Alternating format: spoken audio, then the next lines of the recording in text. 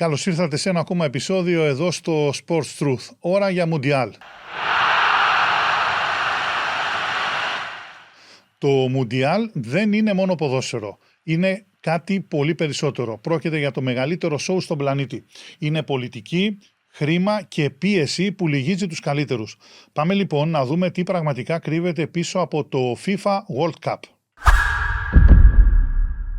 Μουντιάλ. Και όλος ο πλανήτης γίνεται μια κερκίδα. Δισεκατομμύρια άνθρωποι από όλο τον κόσμο συγχρονίζονται μεταξύ τους για να δουν τα ίδια παιχνίδια. Οι εργαζόμενοι σταματάνε τις εργασίες τους, οι δρόμοι αδειάζουν πολλές φορές, άλλοι επιστρέφουν σπίτια τους, άλλοι γεμίζουν καφέ και πλατείες, όλα μπαίνουν σε δεύτερη μοίρα. Και τότε ανοίγουν οι οθόνες. Το Μουντιάλ του Κατάρ το 2022 είχε πάνω από 5 δισεκατομμύρια τηλεθεατές συνολικά.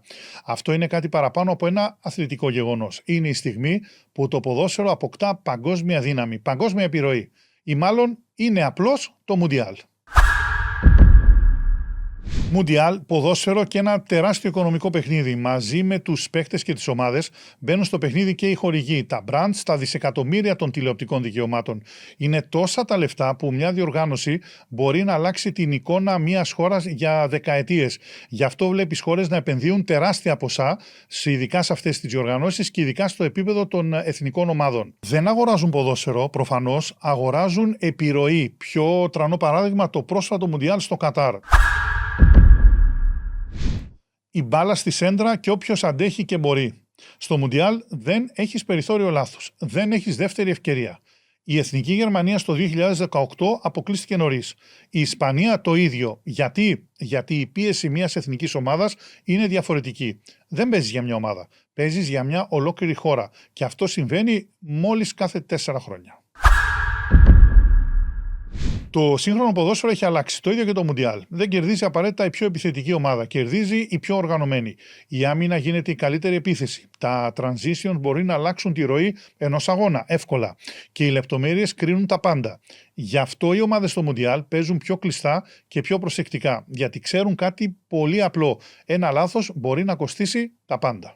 Το Μουντιάλ είναι η σκηνή των εκπλήξεων. Να σας θυμίσω την Κροατία στον τελικό του 2018 ή πιο πρόσφατα το Μαρόκο στα ημιτελικά του 2022.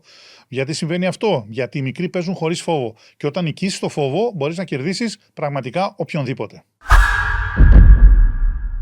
Μα το κοράκι πέναλτι δίνει, θα τρελαθώ. Έτσι λέει το τραγούδι. Το Μουντιάλ είναι η μεγαλύτερη περίοδος στοιχηματισμού στον κόσμο. Αλλά ο κόσμος κάνει ένα λάθος. Παίζει με συναίσθημα και καταλήγει στον κουβά.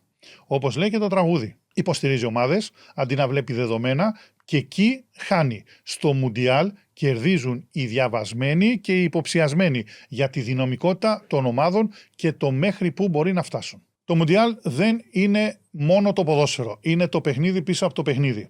Και τελικά κερδίζει αυτός που αντέχει περισσότερο. Μουντιάλ, ένας γεμάτος μήνας, μέχρι το επόμενο επεισόδιο, να είστε καλά.